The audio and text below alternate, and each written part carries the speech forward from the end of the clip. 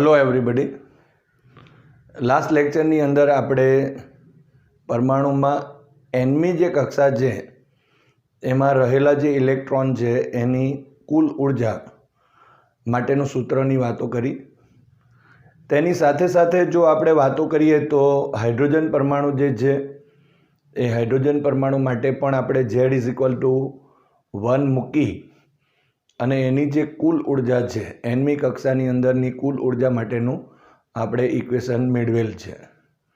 અને સાથે સાથે જો આપણે કહીએ તો N=1 માટે પણ આપણે E1 હાઇડ્રોજન પરમાણુ માટે મેળવેલ છે. તો આજે સૌપ્રથમ આપણે પરમાણુની જે ધરા અવસ્થા અથવા તો ધરા સ્થિતિ કોને કહેવાય તેની વાતો કરીશું, આયનીકરણ ઉર્જા, અને સાથે સાથે આપણે ઉત્તેજન ઉર્જાની પણ ચર્ચાઓ કરીએ. તો સૌપ્રથમ જો આપણે કહીએ તો પરમાણુમાં એનમી કક્ષામાં રહેલા ઇલેક્ટ્રોનની કુલ ઉર્જા એનું આપણે સૂત્ર લખી દઈએ. En=Z²me⁴ અને ડિવાઇડેડ બાય 8ε02 h² અને n² થશે. તો આ રીતે આપણે અહીં જે પરમાણુમાં એનમી કક્ષામાં રહેલા ઇલેક્ટ્રોનની કુલ ઉર્જા માટેનું સૂત્ર મેળવેલ છે. પણ એની અંદર પણ આપણે તમે જોયું કે આ જે આપણા પાસે પોઈન્ટ હતો me⁴ 8ε02 h² બરાબર આપણે 13.6 ઇલેક્ટ્રોન વોલ્ટ અથવા તો 21.68 × 10⁻19 જૂલ આપણે મેળવેલ છે. તો અહીં આપણે લખી શકાય, માટે અહીં જો લખીએ તો En સિમ્પ્લિફાઈ કરી નાખીએ તો માઇનસ આની જગ્યા પર આપણે લખીશું 13.6 અને Z² ઉપર આવશે અને છેદમાં n² થશે. તો આ એક ઇક્વેશન આપણી પાસે મળે છે. હવે તમે જોઈ શકો છો કે અહીં આ જે ઇક્વેશન છે એ ઇક્વેશનમાં En એ Z² ના સમપ્રમાણમાં છે, પરંતુ n² જે છે તેના વ્યસ્ત પ્રમાણમાં છે. એટલે આપણે આ રીતે લખતા હતા ઇમ્પ્લાઇઝ કરીને કે En =Z²/n² છે. કોઈ પણ એક પરમાણુ માટેની વાત કરીએ, ધારો કે હાઇડ્રોજન માટે વાત કરીએ તો Z અહીં 1 લખાશે, માટે En=1/n² થઈ જશે. પરંતુ તમે જોઈ શકો છો અહીં કે ધારો કે હાઇડ્રોજન માટે લખીએ તો અહીં 13.6 / n² લખાશે. એટલે અહીં જો આપણે 1 મૂકી દઈએ તો એની પહેલી કક્ષા આવશે, ત્યાર પછી 2 મૂકીએ તો એની બીજી કક્ષા આવશે, 3 મૂકીએ તો એ રીતે આવશે. પણ એક વસ્તુ જોઈ શકાય છે કે જેમ જેમ એનની કિંમત વધતી જાય છે, એટલે કે કક્ષાની કિંમત જેમ જેમ વધતી જાય તેમ તેમ અહીં જે આ ઋણ મૂલ્ય છે એ ઋણ મૂલ્ય ઘટતું જાય છે. એટલે ધારો કે આપણે અહીં જો હાઇડ્રોજન માટે કહીએ તો 1 લખાશે અને n² એટલે 1, માટે N=1 માટે કેટલા થયા તો -13.6 થશે. ત્યાર પછી આપણે જો N=2 મૂકી દઈએ તો આપણે મેળવેલ છે અહીં 2 એટલે 4 થયા. તો 13.6 / જો આપણે 4 કરીશું અહીં તો આપણા પાસે -3.4 આવશે. એ જ રીતે 3 મૂકીએ તો ડિવાઇડેડ બાય 9 કરવું પડશે. તો એ પ્રમાણે આપણે કિંમત મૂકેલી તો -1 એટલે 13.6/9 કરીએ તો 1.51 જેવું ઇલેક્ટ્રોન વોલ્ટ આવે. એનો મતલબ શું થયો કે જેમ જેમ એનની કિંમત વધતી જાય છે તેમ તેમ જે ઋણ જે મૂલ્ય છે, ઋણ આ ઉર્જા છે એ ઘટે છે. અને ઋણ ઉર્જા ઘટે એનો મતલબ એવો થયો કે એની ઉર્જામાં વધારો થતો જાય છે. એટલે આપણે એમ પણ કહી શકાય કે આ જે પરમાણુ છે એ પરમાણુના ન્યુક્લિયસથી જેમ જેમ આપણે દૂર તરફની કક્ષામાં જતા જઈએ તેમ તેમ ક્રમશઃ એની જે ઉર્જા છે એ ઉર્જામાં વધારો થતો હોય એમ આપણે કહી શકાય. હવે આપણો પહેલો જે સવાલ છે તે પરમાણુની ધરા અવસ્થા એટલે શું? હવે આ જ સૂત્રની જો વાતો કરીએ તો આપણે જાણીએ છીએ કે પરમાણુની અંદર ન્યુક્લિયસની સૌથી જે નજીકની જે કક્ષા જે છે અને એ જે કક્ષા જો આપણે વિચારીએ તો અહીં n=1 માટે લખી શકાય. ધારો કે આપણે હાઇડ્રોજન માટે જો લખવું હોય તો હાઇડ્રોજન પરમાણુ માટે આપણે એક ઉદાહરણ લઈને જ વાતો કરીએ તો z અહીં 1 થશે અને n પણ આપણે 1 લેતા તો એ ન્યુક્લિયસની સૌથી નજીકની કક્ષા કહેવાશે. અને આ જે કક્ષા છે એ કક્ષાની અંદર આન્સર શું મળશે આપણને અહીં તો E અને nની જગ્યાએ 1 છે. સો -13.6 અને અહીં 1² અને /1². સો E1 -13.6 ઇલેક્ટ્રોન વોલ્ટ મળે છે. અને આ જે કિંમત મળે છે એ ન્યુક્લિયસની સૌથી નજીકની જે કક્ષા છે એના માટે મળતી ઇલેક્ટ્રોનની જે કુલ ઉર્જા છે એનું મૂલ્ય થશે E1 -13.6 ઇલેક્ટ્રોન વોલ્ટ, કે જેને આપણે એ જે ઉર્જા છે એ ઉર્જાને આપણે લઘુત્તમ કહી શકીએ અથવા તો મહત્તમ ઋણ પણ કહી શકાય. એટલે આ મહત્તમ ઋણ થશે. હવે પછીની કોઈ પણ આ કક્ષા હશે તો એનું મૂલ્ય આ -13.6 કરતાં કેવું હશે? એના કરતાં ઘટતું જ જશે, કારણ કે અહીં 1² છે પછી તો 2² થશે. અને એ પણ આપણે જોયું કે -3.4 એટલે કે ઋણ જે છે એ ઋણ મહત્તમ કિંમત આ મળે છે. એનો મતલબ કે આ જે કક્ષા છે એમાંની જે ઉર્જા છે એ ઉર્જા લઘુત્તમ બનશે. અને આ જે આપણને પરમાણુની જે લઘુત્તમ ઉર્જા અથવા તો નિમ્નતમ ઉર્જા ધરાવતી જે અવસ્થા જે છે એ અવસ્થાને આપણે શું કહીએ છીએ? અહીં પરમાણુની ધરા અવસ્થા કહીએ છીએ. હવે અહીં તો હાઇડ્રોજનના માટે વાત કરી છે, કોઈ પણ બીજા જે પરમાણુ છે તેની આપણે ચર્ચા કરી શકીએ, પરંતુ અહીં 1 માટે જ્યારે લઈએ ત્યારે તમે જોઈ શકો છો એ ન્યુક્લિયસની સૌથી નજીકની કહેવાશે. અને ત્યારે એનું જે મૂલ્ય હશે એનું મૂલ્ય એ ઋણ મહત્તમ હશે, પરંતુ એ ઉર્જા કેવી કહેવાશે? લઘુત્તમ ગણી શકાય. કારણ કે આપણે અત્યારે જ જે ચર્ચા કરી તેમાં જ આપણે કીધું કે જેમ જેમ n વધતો જાય છે તેમ તેમ અહીં ઋણ જે કિંમત જે છે એટલે કે ઋણ મૂલ્ય જે છે એ ઘટતું જાય અને એનો મતલબ જ એવો થયો કે ત્યાં ઉર્જા વધે છે. તો આ રીતે આપણે અહીં જે હાઇડ્રોજન પરમાણુ માટેની જે ધરા અવસ્થાની વાતો આપણે કરી શકીએ. હવે આ જે હાઇડ્રોજન પરમાણુ છે એની ધરા અવસ્થા જે છે એની અંદરની જે ઉર્જા છે એ અવસ્થાની ઉર્જા એ E1 -13.6 ઇલેક્ટ્રોન વોલ્ટ છે. પરંતુ આ જે ઇલેક્ટ્રોન છે આ અવસ્થામાં રહેલો જે આટલી ઉર્જા ધરાવતો જે ઇલેક્ટ્રોન્સ છે એ ઇલેક્ટ્રોનને જો આપણે એ પરમાણુમાંથી મુક્ત કરવો હોય, ઉત્સર્જિત કરવો હોય તો ત્યારે જરૂરી જે ઉર્જા હશે એ જરૂરી ઉર્જા કેટલી હશે?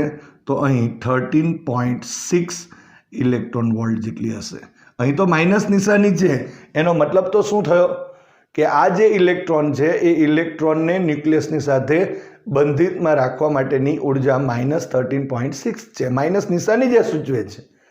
પરંતુ આ જે બંધન છે એમાંથી એટલે કે ધરા સ્થિતિમાંથી જો અથવા ધરા અવસ્થામાંથી એને મુક્ત કરવો હોય તો જરૂરી જે ઉર્જા છે એ અહીં માઇનસ છે તો કેટલી થઈ જશે? પ્લસ, જેને આપણે અહીં 13.6 ઇલેક્ટ્રોન વોલ્ટ મળશે.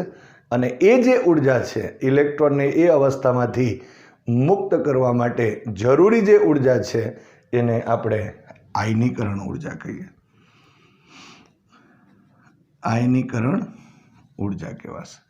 એટલે આપણો જે સેકન્ડ પોઈન્ટ જે છે એ આયનીકરણ ઉર્જાનો મતલબ એવો થશે.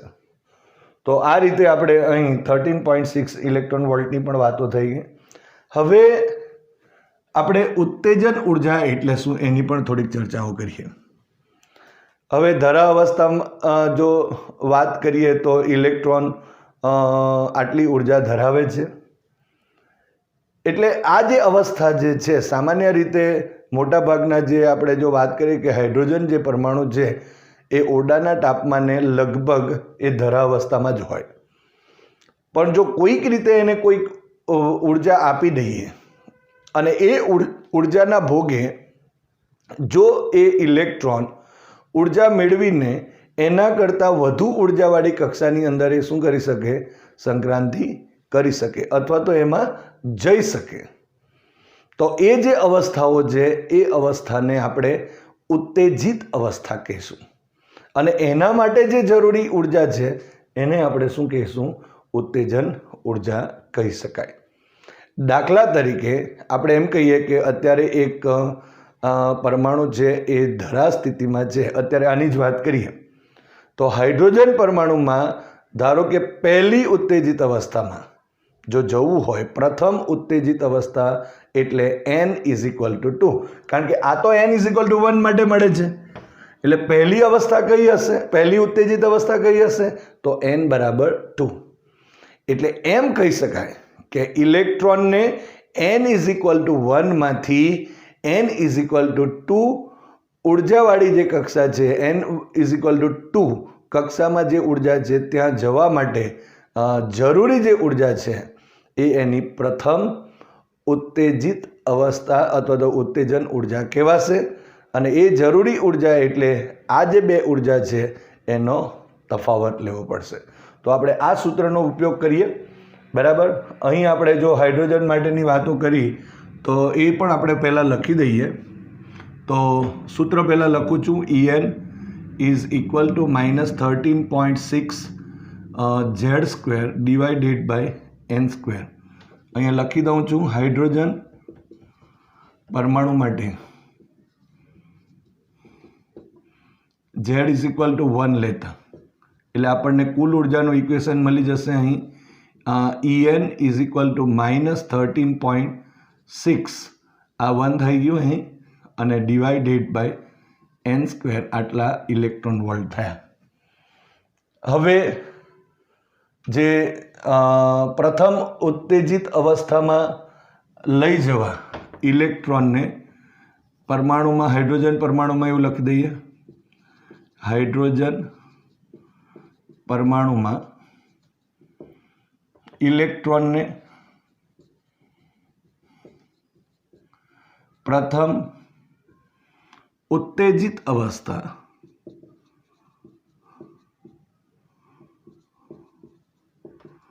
માં લઈ જવા જરૂરી જે ઉર્જા, જો આપણે લખીએ તો એને આપણે નામ આપીશું E2 - E1. હવે પ્રથમ ઉત્તેજિત અવસ્થાનો મતલબ શું થાય, અહીં n = 2 માં લઈ જવા માટે એમ આપણે કહી શકાય. તો = આપણે લખીએ તો આ સૂત્રો પરથી આપણે પહેલાં તો અહીં E2 ના માટે લખીએ તો -13.6 / અહીં 2 એટલે 2² થશે, માઇનસ આ જે માઇનસ છે તે, અને હવે આ પાછું કૌંસમાં લખી દઉં -13.6 / 1². સો = -13.6 / 4 અને +13.6.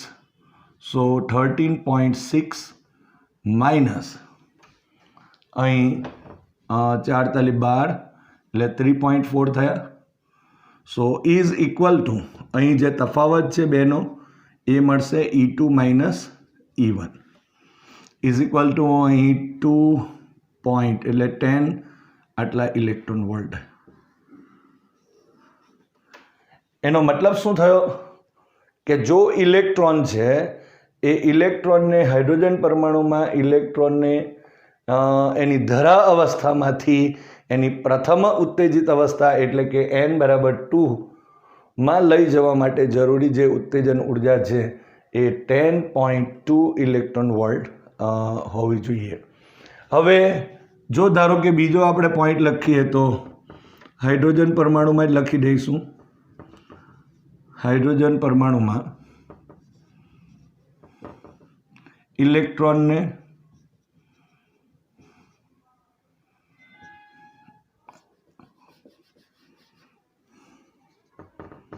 ઇલેક્ટ્રોનને બીજી ઉત્તેજિત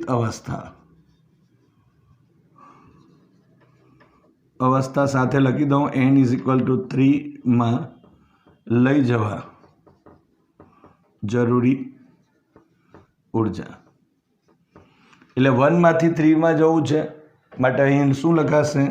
E3 - E1 = -13.6 ડિવાઇડેડ બાય 3 છે. આ સૂત્રમાં કિંમત મૂકીએ તો 3² થયું, -13.6 ડિવાઇડેડ બાય 1² થશે.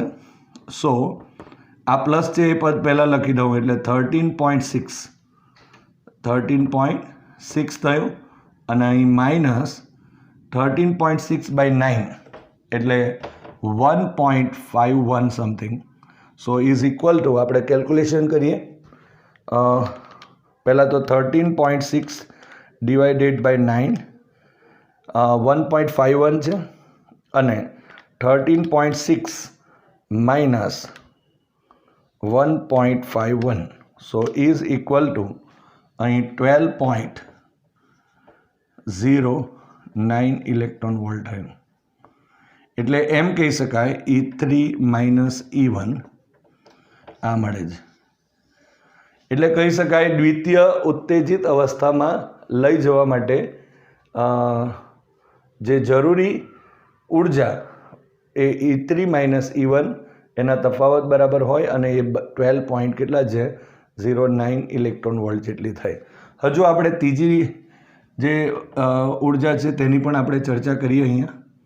તો હવે ત્રીજા માટે આપણે અહીં જો સૂત્ર લખીએ તો E4 - E1 is equal two અહીં -13.6 ડિવાઇડેડ બાય 4² -13.6 અને divided by 1².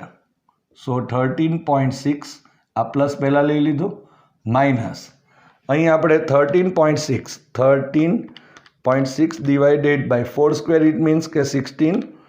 So is equal two 0.85. So is equal two અહીં આપણને મળશે -13.6 આપણે લખીએ તો 12.75 થશે. તો 12.75 આ E4 - E1 આટલા ઇલેક્ટ્રોન વોલ્ટ મળશે. ફરી એકવાર જોઈ લઈએ.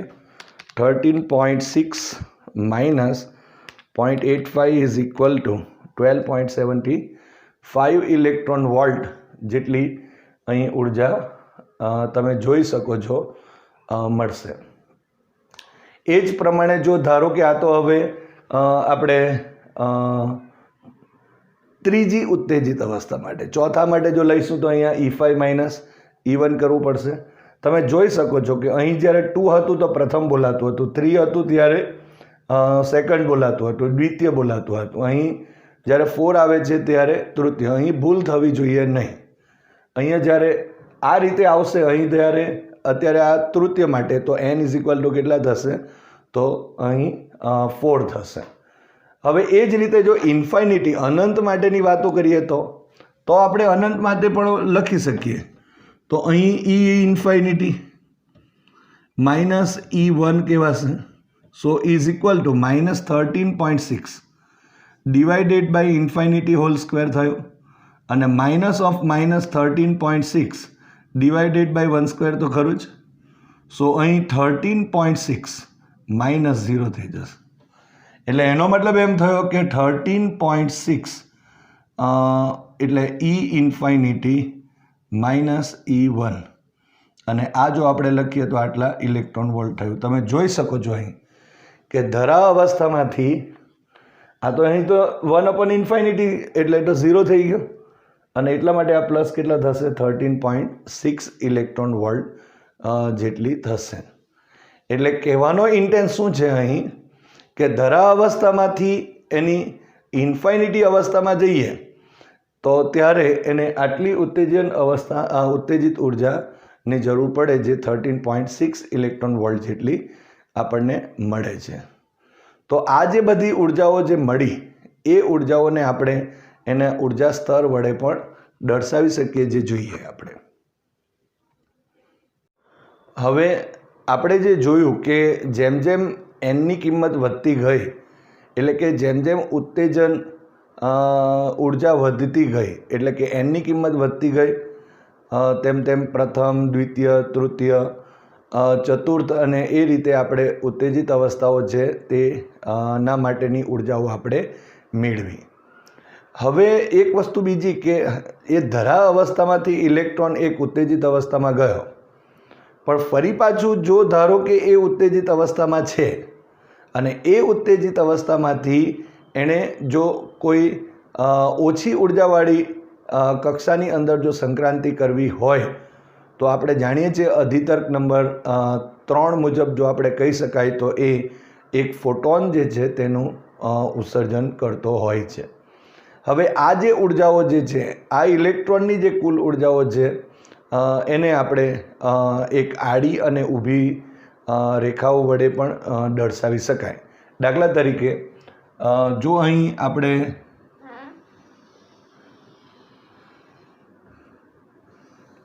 આ જે અવસ્થા છે, આ ઊભી રેખા છે, એને ધારો કે આપણે એની કુલ ઉર્જા અને ઇલેક્ટ્રોન વોલ્ટમાં છે અને આ ઊભી રેખા ઉપર દર્શાવેલ છે અને આડી રેખા ઉપર આપણે ધારો કે અહીં એની કિંમત લખી દઈએ અને આ જે એની કક્ષા છે એ n=1.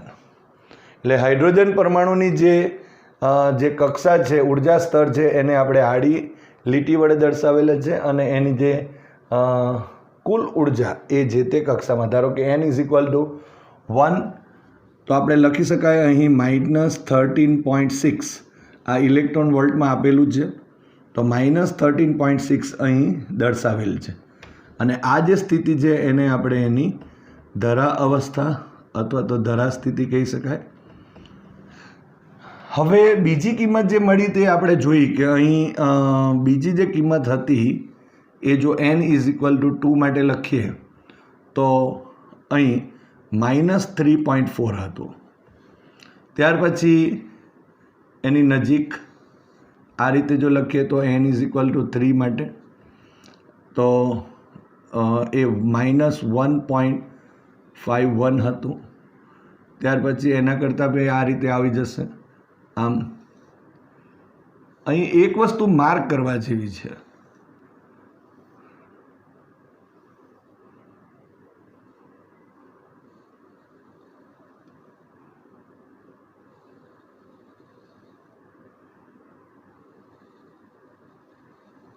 આ રીતે જો આપણે વિચારીએ તો અહીં આપણે લખતા હતા -0.85 અને એ હતું n=4 માટે. જે આપણે કિંમતો મેળવી તેની ચર્ચા આપણે કરી રહ્યા છીએ. પણ તમે જોઈ શકો છો કે જેમ જેમ nની કિંમત મોટી થતી ગઈ તેમ તેમ શું થયું કે બે ક્રમિક ઉર્જા સ્તર વચ્ચેનું જે અંતર છે તે અહીં ઘટે છે. અહીં દેખાય છે જુઓ, કારણ કે આની ઉર્જા તમે 3.4 છે અને 1.51 છે એટલે થોડો ગેપ છે, પણ અહીં 1.51 અને 0.85 છે. તમે એના કરતાં n=5 ની કિંમત જે કુલ ઉર્જાનું સમીકરણ છે એમાં કિંમત મૂકશો તો એ એની નજીક આવતી જશે. અને છેલ્લી જો વાત કરીએ એકદમ ઉપર ટોપ પર તો n= કેટલા લખી શકાય, ઇન્ફાઇનિટી હશે. અને એ જો આપણે વિચારીએ તો અહીં જે ઉર્જા છે તે કેટલી થઈ જશે, શૂન્ય થઈ જશે. એટલે કહેવાનો ઇન્ટેન્સ શું થયો અહીં કે જો આપણા પાસે અહીં ઉર્જા છે તો આ જે ધરા સ્થિતિની અવસ્થા થઈ જ્યારે n બરાબર અહીં 2 હતું તો એને પ્રથમ, એટલે આ બધી ઉત્તેજિત અવસ્થાઓ કહેવાશે અને ઉત્તેજિત અવસ્થા કહેવાશે. પછી n=3 માટે આપણે દ્વિતીય એમ લખી શકીએ, દ્વિતીય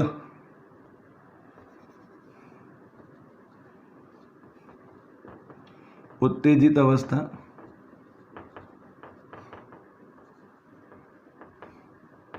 n=4 માટે તૃતીય એવું લખી શકાય, તૃતીય ઉત્તેજિત અવસ્થા. તો આ રીતે આપણે અહીં જે હાઇડ્રોજન પરમાણુ છે એ હાઇડ્રોજન પરમાણુના જે ઉર્જા સ્તરો છે એ ઉર્જા સ્તરોને આપણે અહીં ઊભી રેખા અને આડી રેખાઓ વડે દર્શાવી શકાય. અને એના ઉપરથી જે આપણને જાણવા મળે છે કે જેમ જેમ n વધે છે તેમ તેમ એ જે ઉર્જા સ્તરો છે એની વચ્ચેનું જે અંતર એટલે કે બે ક્રમિક ઉર્જા સ્તરો વચ્ચેનું અંતર જે છે અથવા તો એના ઉર્જાનો જે તફાવત જે કહેવાય એમાં ઘટાડો થાય છે એવું આપણે અહીં કહી શકાય છે. હવે આપણે હાઇડ્રોજન પરમાણુમાં જે ઇલેક્ટ્રોનની ઊંચી ઉર્જાવાળી અવસ્થામાંથી જો નીચી ઉર્જાવાળી અવસ્થામાં એની સંક્રાંતિ કરે તો ત્યારે ઉત્સર્જાતો જે વિકિરણ હોય એની આવૃત્તિ અને તરંગ સંખ્યાના સૂત્ર શું હશે? તરંગ સંખ્યા એટલે 1/λની વાતો આવશે. હવે આપણે જોયું કે જે બોરનો ત્રીજો અધિતર્ક છે, ત્રીજા અધિતર્ક મુજબ જો આપણે વાત કરીએ તો એમ કહી શકાય કે ઇલેક્ટ્રોન જ્યારે ઊંચી ઉર્જાવાળી કક્ષામાંથી જ્યારે ઓછી અથવા તો નીચી ઉર્જાવાળી કક્ષામાં જ્યારે સંક્રાંતિ કરે છે ત્યારે એ એક ફોટોન જેટલી ઉર્જાનું ઉત્સર્જન કરે છે. અને એ જે ફોટોનની જે ઉર્જા છે એ આ બે જે કક્ષાની જે ઉર્જા છે એ કક્ષાની ઉર્જાના તફાવત બરાબર હોય. એટલે એમ કહી શકાય કે ઇલેક્ટ્રોન જ્યારે વધારે ઉર્જાવાળી કક્ષામાંથી ઓછી ઉર્જાવાળી કક્ષામાં સંક્રાંતિ કરે ત્યારે એ બંને જે કક્ષાઓ છે એના ઉર્જાના તફાવત જેટલી ઉર્જા ધરાવતા ફોટોનનું શું કરે છે? ઉત્સર્જન કરે છે એમ કહી શકાય. અહીંયા ધારો કે આપણે જો લખી શકાય, અહીંયા આપણે લખીએ બોરના અધિતર્ક 3 મુજબ ઇલેક્ટ્રોન ઊંચી ઉર્જાવાળી કક્ષામાંથી નીચી ઉર્જાવાળી કક્ષામાં સંક્રાંતિ કરે ત્યારે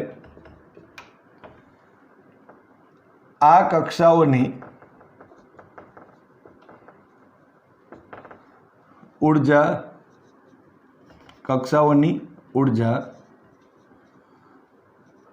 ઓના તફાવત જેટલી ઉર્જાના ફોટોનનું ઉત્સર્જન કરે છે.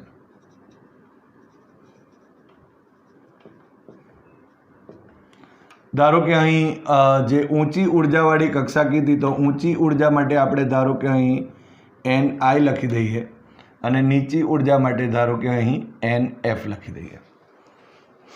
આ રીતે લખી શકાય. એટલે અહીં જો આપણે કહેવું હોય તો એમ કહી શકાય NI is greater than NF થશે.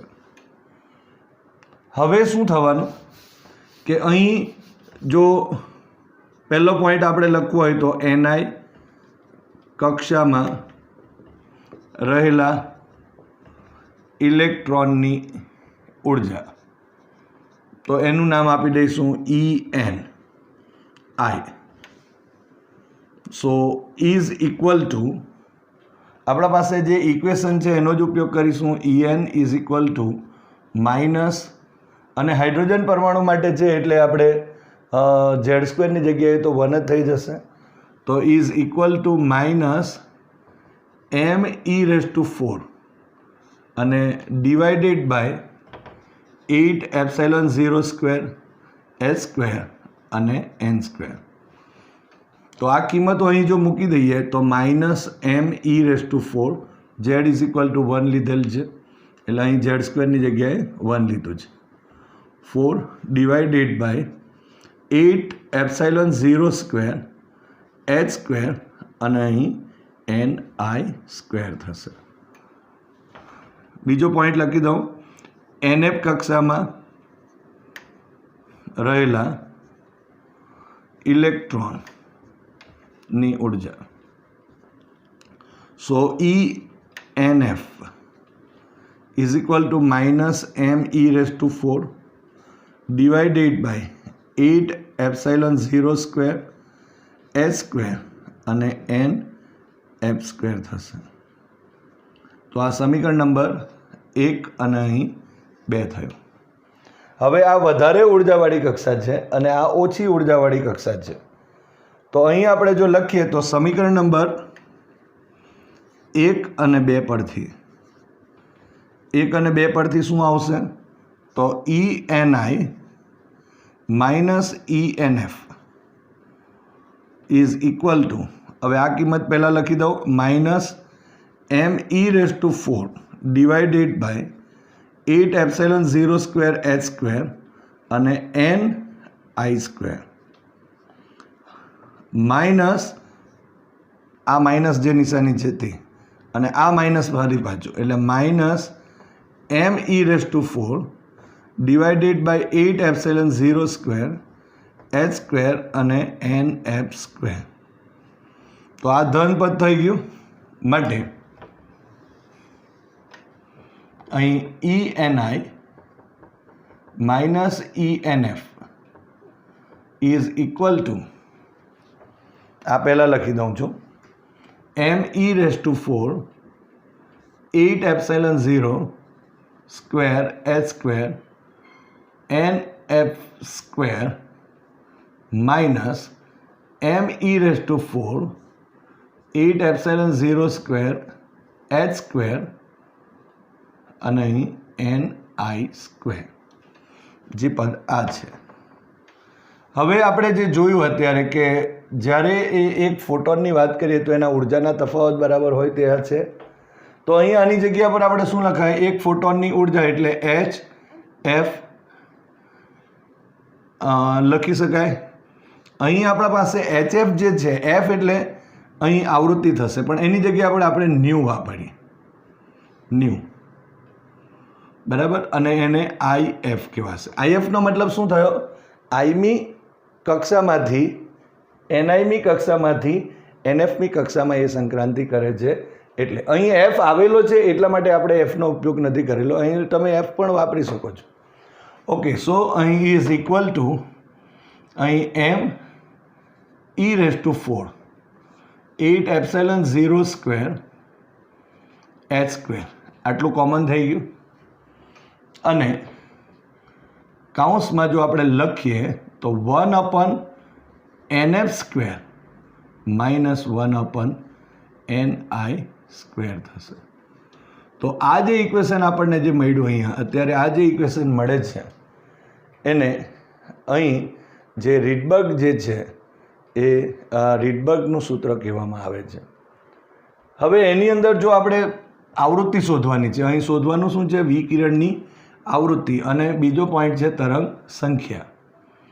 તો અહીં આપણે આની જગ્યા ઉપર આ Hને અહીંયા લઈ લો, માટે અહીં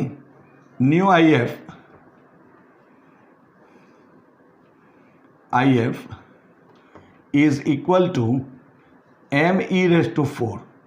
અને ડિવાઇડેડ બાય 8 એપ્સિલોન 0 સ્ક્વેર અને h³ થઈ જશે. આ h અહીં આવી જશે એટલે, અને કાઉન્સમાં તો આપણે જે રીતે લખીએ છીએ 1/NF² માઇનસ 1/ni².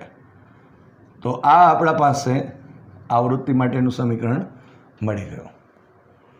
હવે આપણે જાણીએ છીએ કે C is equal two f lambda આપણે લખતા હતા, તો લેમડા IF લખી શકાય. એફની જગ્યાએ ન્યૂ IF અને lambda IF. So nu IF is equal to C by lambda IF થશે.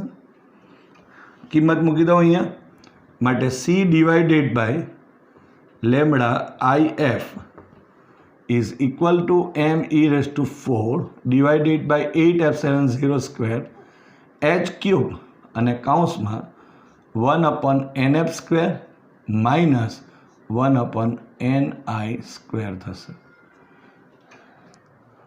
હવે આ જો સી છે અહીંયા લઈ આવું છું, માટે 1 અહીં શું મળી ગયું, lambda I F is equal to me⁴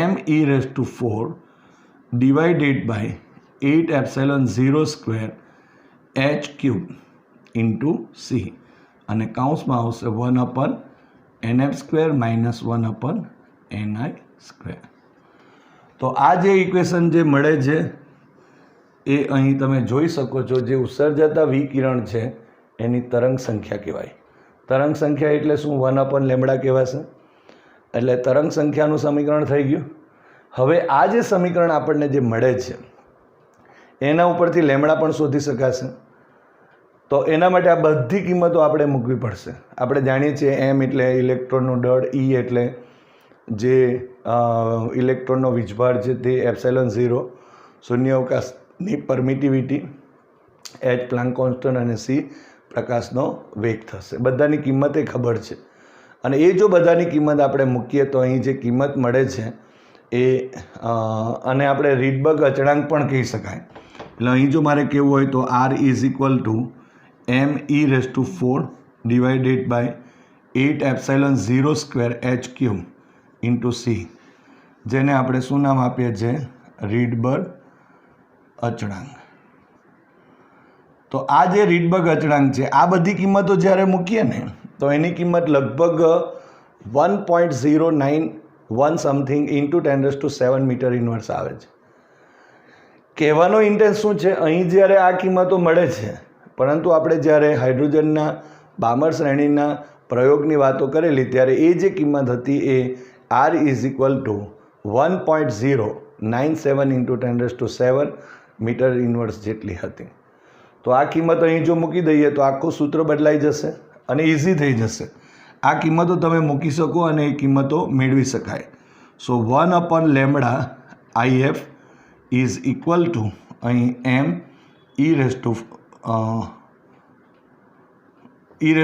છે એની જગ્યાએ આપણે R લખી દઈએ અને કૌંસમાં 1/nf² માઇનસ 1/ni² થશે.